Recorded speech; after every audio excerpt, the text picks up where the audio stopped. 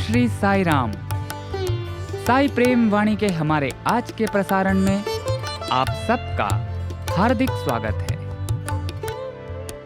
आज हम आप सबके लिए लेकर आए हैं सुमधुर कार्यक्रमों की मनमोहक कड़ी। आज के प्रसारण में आप दिव्य संदेश कार्यक्रम के अंतर्गत भगवान बाबा द्वारा लिखित महाग्रंथ श्री राम कथा रसवाहिनी का एक भाग सुनेंगे। तो चलिए कार्यक्रम का शुभारंभ करते हैं।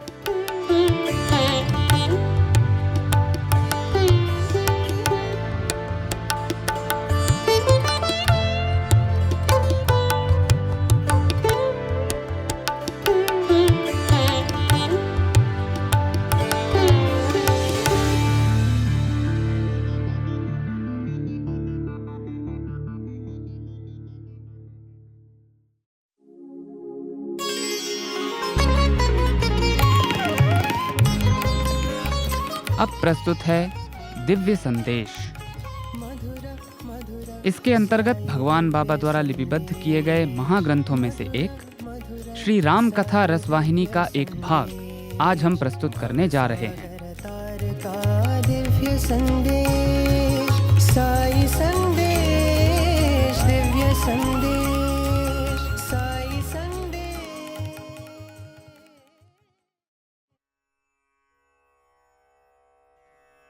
भरत ने वहां निवास के छठे दिन प्रातःकालीन स्नान आदि क्रियाएं तथा सूर्योदय की पूजा जैसे भक्तिपूर्ण नियमों को पूर्ण करने के पश्चात अपने भाई शत्रुघ्न एवं सभी सहायकों तथा परिजनों को एकत्रित किया। उन्होंने राम की ओर आशापूर्ण दृष्टि से देखा कि वे उनसे बात करेंगे। ज्यों ही उन्हें यह अवसर मिला, वे तत्काल ही उठे और पर्याप्त साहस एकत्रित कर राम के चरणों पर नतमस्तक हो गए। राम के समक्ष खड़े होकर भरत ने करबद्ध प्रार्थना करते हुए कहा, हे इक्ष्वाकु वंश की पवित्रता के प्रतीक, आपने हर प्रकार से मेरी इच्छा पूर्ण की है। मेरे कारण आपने सर्व प्रकार के कष्टों का सामना करने का निश्चय किया। आप मेरे हित के लिए सभी आपत्तियों का सामना कर रहे हैं। प्रभु, मैं आपके आदेशों की प्रतीक्षा कर रहा हूं। 14 वर्ष तक मैं आपके लौटने एवं राज्य में आपकी सेवा करने की प्रतीक्षा करूंगा। मुझे कोई ऐसा मार्ग बताएं जिससे मैं वनवास की अवधि की समाप्ति तक आपके चरण कमलों के दर्शन द्वारा अपने नेत्रों को तृप्त करूं। मुझे साहस प्रदान करें, क्योंकि 14 वर्ष तक आपके बिछोह में मुझे इसकी आवश्यकता है। राम, आपकी प्रजा, उनके परिवार, विस्तृत साम्राज्य के निवासी, ब्राह्मण, पंडित आदि सभी धर्मपरायण हैं। वे सभी आपके प्रति श्रद्धा और भक्ति के भाव से युक्त हैं। आपके द्वारा वर्षित प्रेम से ही साहस प्राप्त कर वे महान कष्टों को सहन कर रहे हैं। मैं तो आपसे वियुक्त हूं, किंतु फिर भी मैं आत्मानुभूति की सर्वोच्च प्राप्ति की परवाह नहीं करता, क्योंकि आप निजी सेवकों की अंतः भावनाओं को जानते हैं। आप उनकी गूढ़तम आकांक्षाओं से भी परिचित हैं। आप इहलोक और परलोक में भी लक्ष्य पथ की ओर मेरा मार्ग प्रदर्शन कर सकते हैं। यह दृढ़ विश्वास ही मेरा जीवन और शक्ति है। इस विश्वास के आधार पर मैं समस्त वेदना को शुष्क घास की मुरझाई नोकों के समान समझता हूं। अब तक मैंने आपके समक्ष अपने दुखों का इस प्रकार विस्तार पूर्वक वर्णन किया, मानो वे मेरे सिर को बोझिल बना रहे थे। वह मेरी असफलता थी। इस अपराध के प्रति मेरी निंदा करने में आप संकोच ना करें। वहां एकत्रित सभी लोगों ने भरत के इन वचनों का अभिवादन कर उनकी प्रशंसा की। जिस प्रकार दिव्य हंस नीर क्षीर को पृथक कर केवल क्षीर का पान करता है, उसी प्रकार उन्होंने कहा कि भरत ने भी सत्य को असत्य से अलग कर केवल सत्य को ही अभिव्यक्त किया। उन दुखियों के प्रति सर्वदयालु राम ने अपने भाई के निश्चल हृदय से निःसृत इन वचनों को सुना और स्थान, समय एवं परिस्थितियों के अनुरूप भरत को उत्तर देते हुए कहा, भाई, तुम जो घर में रहते हो और हम जो वनों में वास करते हैं, सभी का परमात्मा ही पालन पोषण करता है। इस सांसारिक व्यवहार में गुरु वशिष्ठ और राजा जनक तुम्हारे संरक्षक और पथ प्रदर्शक हैं। स्वप्न में भी तुम पर या मुझ पर कोई आपत्ति नहीं आ सकती, नहीं, यह कदापि नहीं आ सकती। पिता के आदेशों का पालन करना ही हमारा सर्वोच्च कर्तव्य है। केवल यही हमारा कल्याण कर सकता है। केवल इसी के द्वारा हमें अमर यश प्राप्त हो सकता है। यह मार्ग वेदों में भी वर्णित है। वेद यह घोषित करते हैं कि जो भी व्यक्ति गुरु, पिता और माता का सम्मान करता है और सत्य पथ का अनुगमन करता है, वह अन्य लोगों के लिए एक श्रेष्ठ उदाहरण है। इस सत्य के प्रति सचेत हो, दुख का आवरण हटा दो, राज्य का कार्यभार संभालो। 14 वर्ष तक निज आदर्शों के रूप में न्याय एवं नीति पूर्वक शासन करो। राजा ही राज्य का मुख होता है, क्योंकि मुख ही भोजन खाता है तथा पेय पीता है और शरीर के सभी अंगों को शक्ति प्रदान कर उनका संचालन करता है। इसी प्रकार राजा भी संपूर्ण प्रजा का भरण पोषण करता है।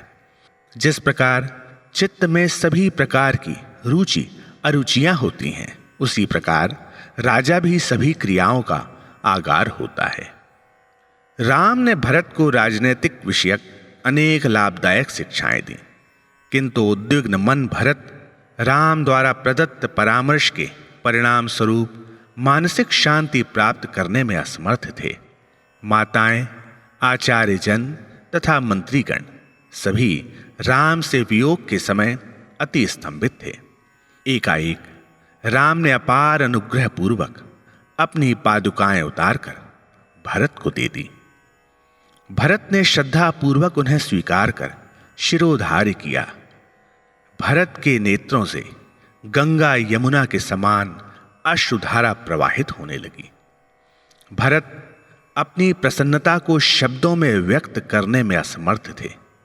ये चरण पादुकाएं करुणा सिंधु के पावों की रक्षक नहीं, वरन समस्त मानवता के जीवन एवं समृद्धि की संरक्षक हैं। ये राम के भ्रातृ प्रेम रूपी कोष की तिजोरी हैं। यह उस दुर्ग के रक्षा द्वार हैं जिसमें रघुवंश का यश प्रतिष्ठापित है। यह वे दो हस्त हैं जो सदैव सत्कर्मों में रत रहते हैं। यह तो संसार के दो नेत्र हैं। ये सीता और राम के प्रतीक रूप में हमारे साथ अयोध्या आ रहे हैं। इस प्रकार भरत ने पादुकाओं की महिमा कही और आनंद तथा प्रसन्नता से उनके चारों ओर झूमने लगे। वहां उपस्थित सभी लोग राम के चरणों में नतमस्तक हो उनकी अपार कृपा से गदगद हो उठे। भरत ने राम को साष्टांग प्रणाम करते हुए प्रस्थान के लिए आज्ञा मांगी। पादुकाओं को पाकर भरत के संतोष को देखकर राम प्रसन्न हुए। उन्होंने भरत को अपने निकट लाकर अत्यंत स्नेह तथा आनंद से दृढ़ता पूर्वक उनका आलिंगन किया। शत्रुघ्न भी राम के चरणों में गिर पड़े। राम ने अत्यंत स्नेह पूर्वक उनका आलिंगन किया और उन्हें भी शासन तथा कर्तव्य पालन हेतु कई निर्देश दिए। उन्होंने शत्रुघ्न से भरत को ही राम समझकर उनकी सेवा करने और राज्य में शांति और समृद्धि स्थापित करने में उनकी सहायता करने को कहा। तत्पश्चात भरत और शत्रुघ्न लक्ष्मण से गले मिलकर कहने लगे, भैया, वास्तव में आप महान सौभाग्यशाली हैं।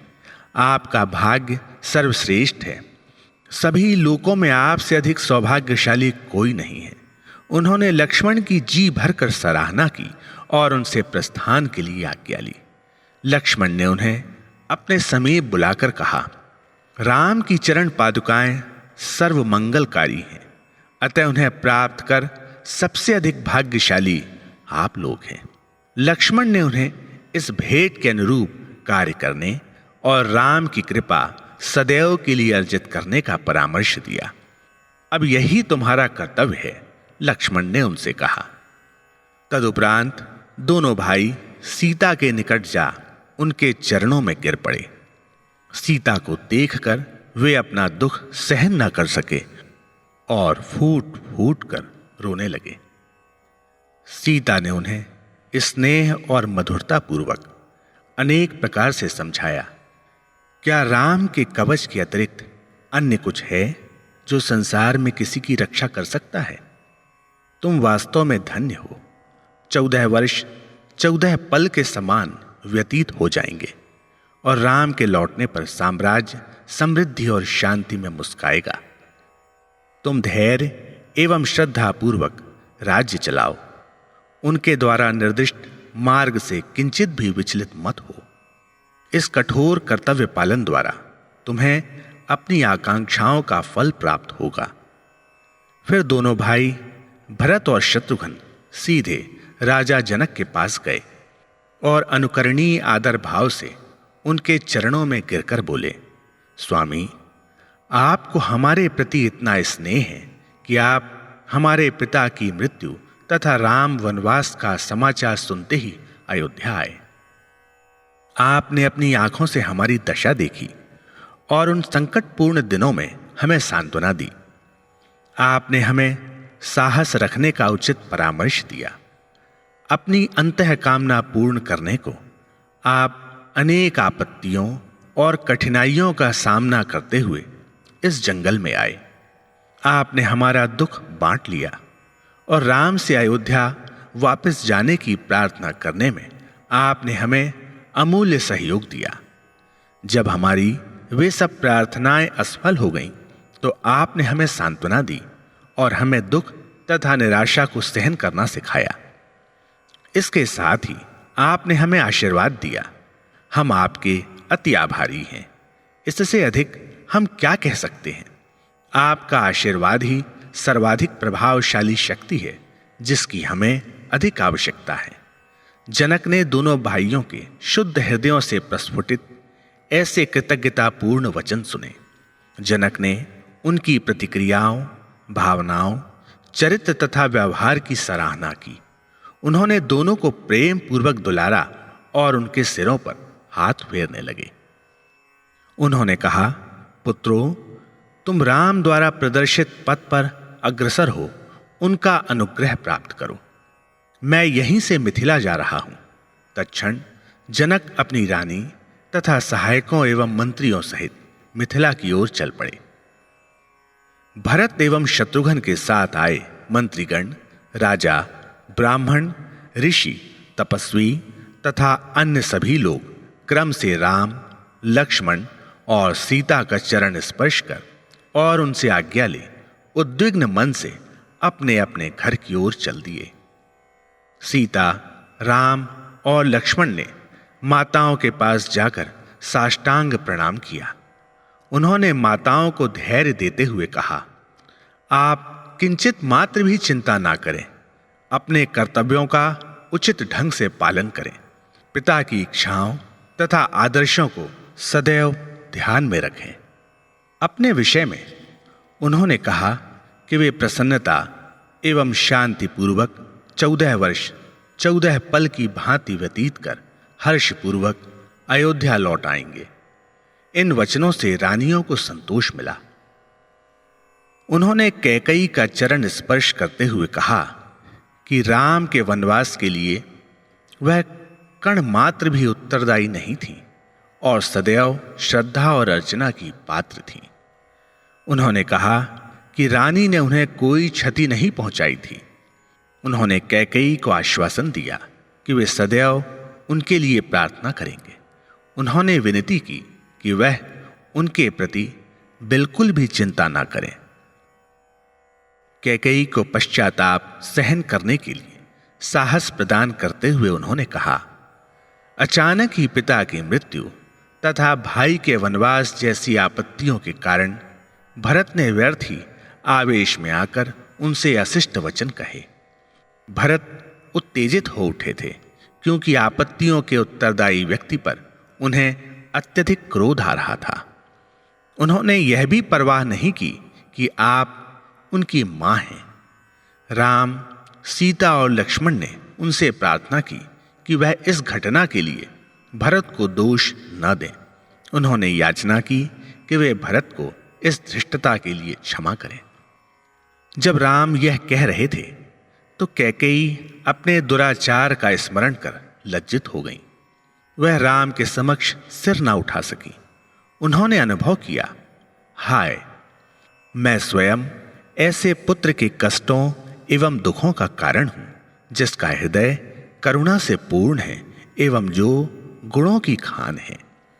ऐसा पुत्र जो शुद्ध स्वर्ण के समान है।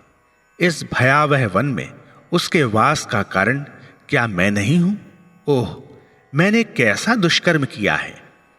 किंतु क्या मैंने यह स्वेच्छा से किया, अथवा राम ने मुझे निमित्त बना घटनाओं के परिवर्तन की इच्छा की थी? चाहे सत्य कुछ भी हो, मैं इससे मुक्त कभी नहीं हो सकती। मैंने घोर पाप किया है। कैकेयी अपरिवर्तनीय भूतकाल पर अति दुखी थी। वह सीता के दोनों हाथ पकड़कर क्षमा याचना करने लगी। वह बोली, नहीं नहीं, ऐसी पापिन को क्षमा करना सरल नहीं है, जिसने एक पवित्र और सुकुमार स्त्री को असहनीय वेदना दी। वह बहुत समय तक अपने दुर्भाग्य पर विलाप करती रही। प्रत्येक अयोध्यावासी ने अवसर पाकर सीता, राम व लक्ष्मण से आज्ञा ली। तत्पश्चात वे अपने अपने रथों में यथाक्रम चल दिए।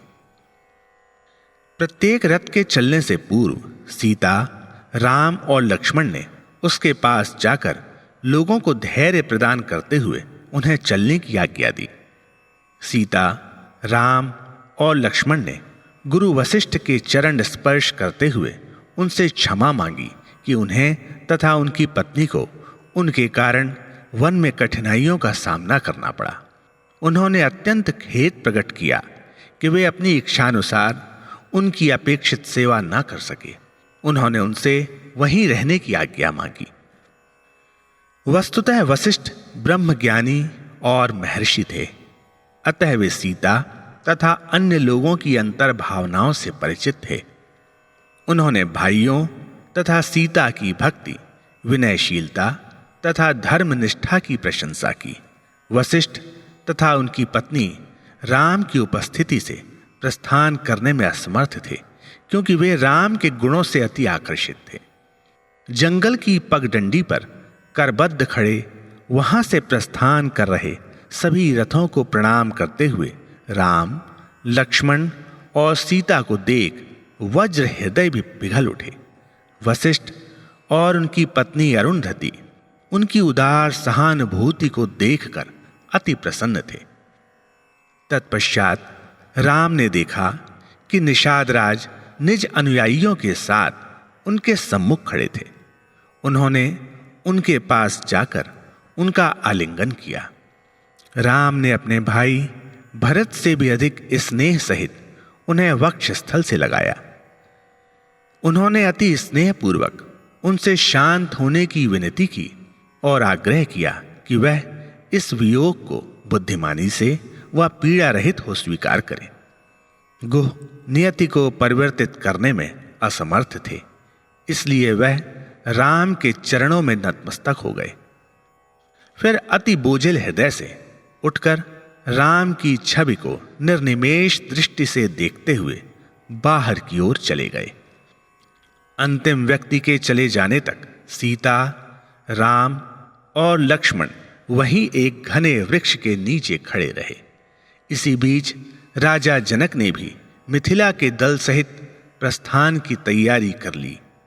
राम और लक्ष्मण ने अपने सास ससुर को साष्टांग प्रणाम किया और सीता ने अपने माता पिता का चरण स्पर्श किया।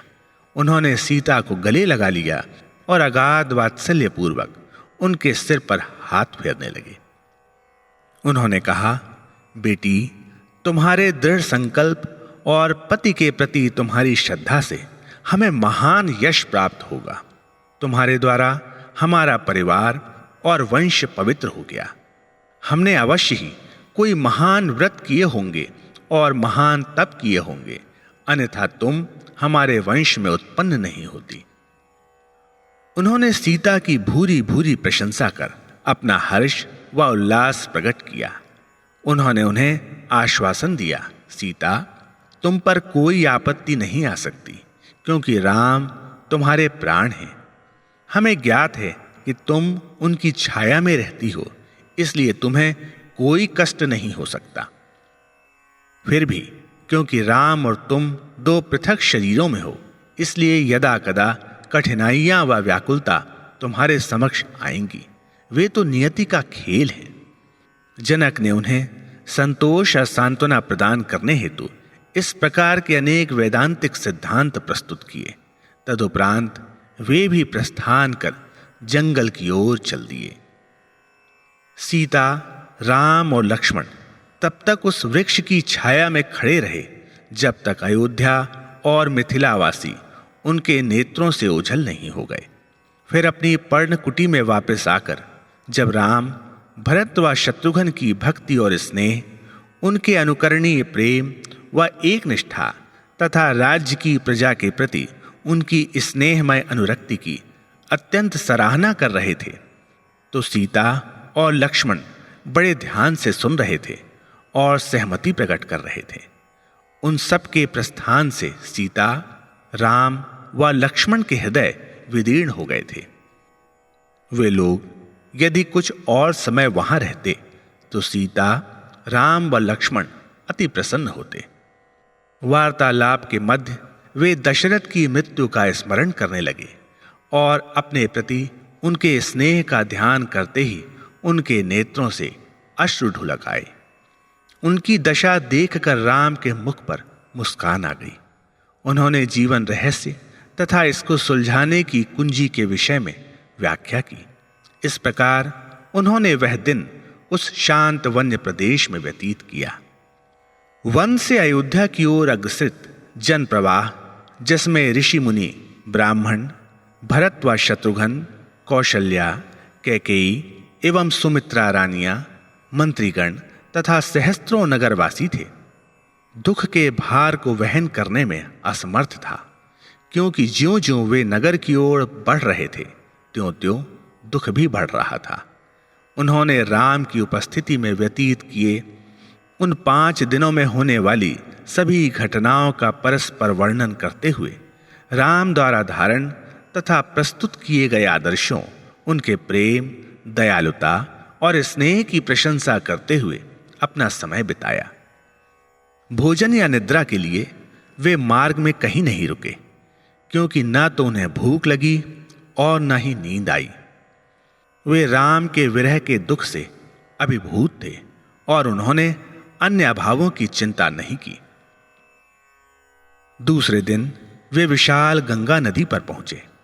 निषाद राज ने उन्हें नदी पार करवाने के लिए नौकाओं का प्रबंध किया और साथ ही थके हुए लोगों और राज परिवार के व्यक्तियों के लिए प्रचुर मात्रा में भोजन तैयार करवाया। किंतु किसी ने भी उनके अतिथि सत्कार को ग्रहण नहीं किया, क्योंकि उनके हृदयों में सीता, राम और लक्ष्मण के विरह का महान शोक था। वे गुह को निराश नहीं करना चाहते थे और न ही उन्हें पीड़ा पहुंचाना चाहते थे। अतः वे भोजन के पास बैठ गए, किंतु बिना खाए सभी व्यंजनों में हाथ लगा भोजन को एक ओर सरका दिया। घोड़ों तक को भोजन की इच्छा नहीं थी। उन्होंने भी खाने से इनकार कर दिया। राजगुरु वशिष्ठ ने यह देखकर कहा, देखो, राम अंतर्वासी आत्मा है जो सभी में विद्यमान है। वह प्रत्येक प्राणी के व्यक्तित्व को अंकित करने वाले ज्ञान और चेतना है।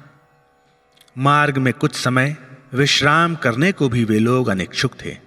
भरत ने निश्चय किया कि वह मार्ग में रुके बिना अविलंब सीधे अयोध्या जाएंगे। वह अयोध्या के दुखी नगरवासियों के समक्ष राम की पवित्र पादुकाओं को प्रस्तुत कर उन्हें किंचित शांति और उत्साह प्रदान करने को उत्सुक थे। फिर यात्रा के चौथे दिन जनसमूह गोमती व सरयू नदी पार कर अयोध्या नगरी की वाह सीमा पर पहुंच गया। अयोध्या के वृक्ष, बच्चे और स्त्रियां जो अपार समूह के साथ राम के पास वन में न जा सके थे, वे उन लोगों की उल्लासपूर्ण वापसी का प्रथम लक्षण देखने की प्रतीक्षा कर रहे थे कि लोग अपना उद्देश्य पूर्ण कर अर्थात राम को राज्य डोर संभालने के लिए वापस ला रहे होंगे। उनके नेत्र क्लांत व अत्यधिक व्याकुलता के कारण लगभग अंधे से हो गए थे। जब उन्होंने कुछ दूरी पर रथ के पहियों की आवाज सुनी तो वे सब दौड़कर सड़कों पर आ गए और वहां से निकल रहे प्रत्येक वाहन को देखकर पूछने लगे, हमारे भगवान कहाँ हैं?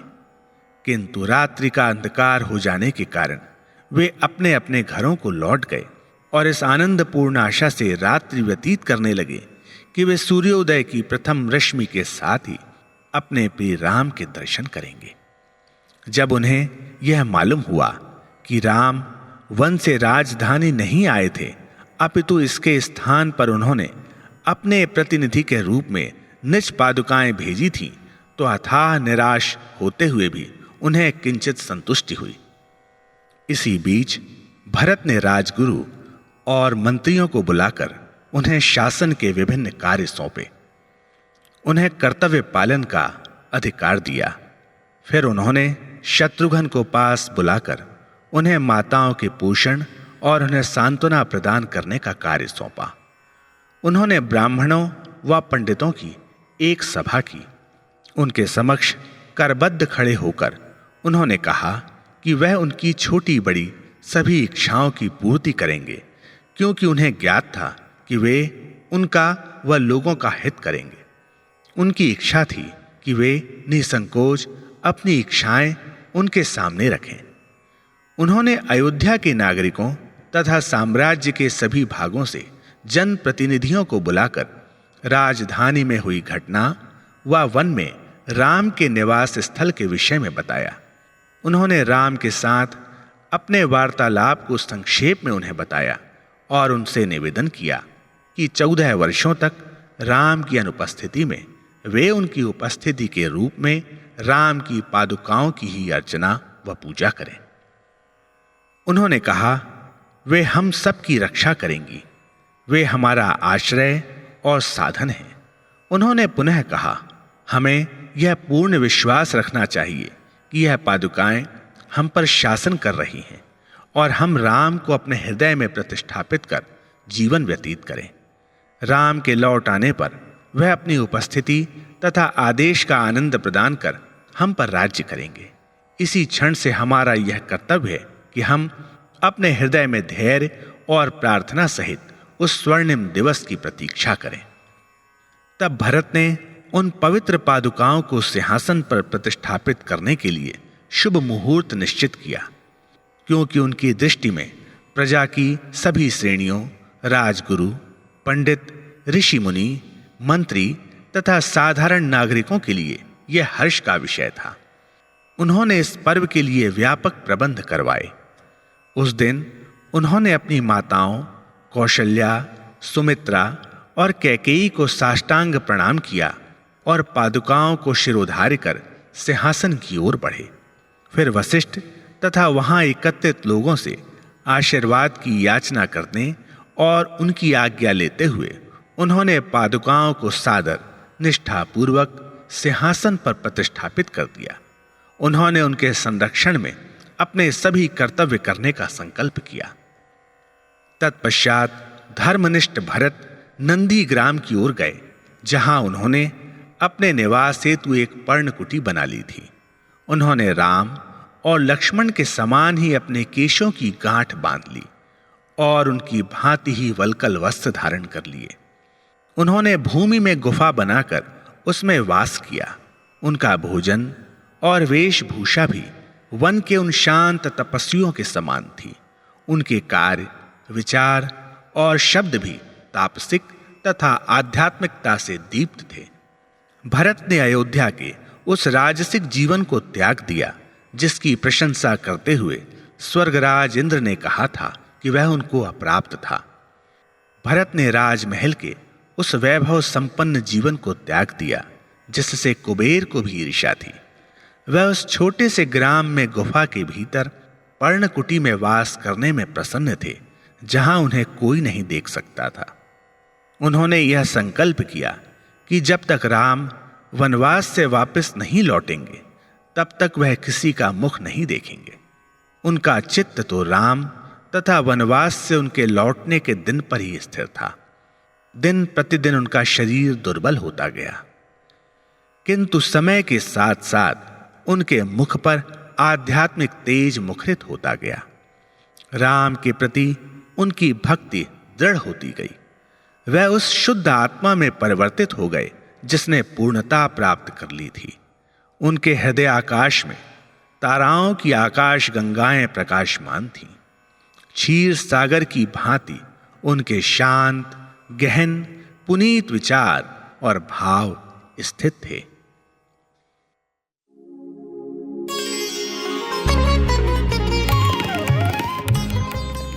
अभी आप सुन रहे थे दिव्य संदेश।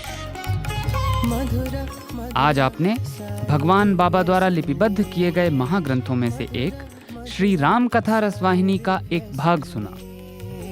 भवसागर तार का दिव्य संदेश, साई संदेश, दिव्य संदेश, साई संदेश।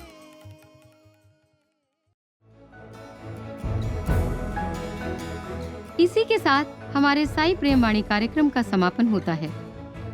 उम्मीद है हमारा आज का कार्यक्रम आपको पसंद आया होगा। अपने सुझावों को हम तक जरूर भेजें। हमारा व्हाट्सएप नंबर है 9393258258 9393 258 258। हिंदी भाषा में हमारी ये सभी प्रस्तुतियाँ YouTube पर भी उपलब्ध हैं।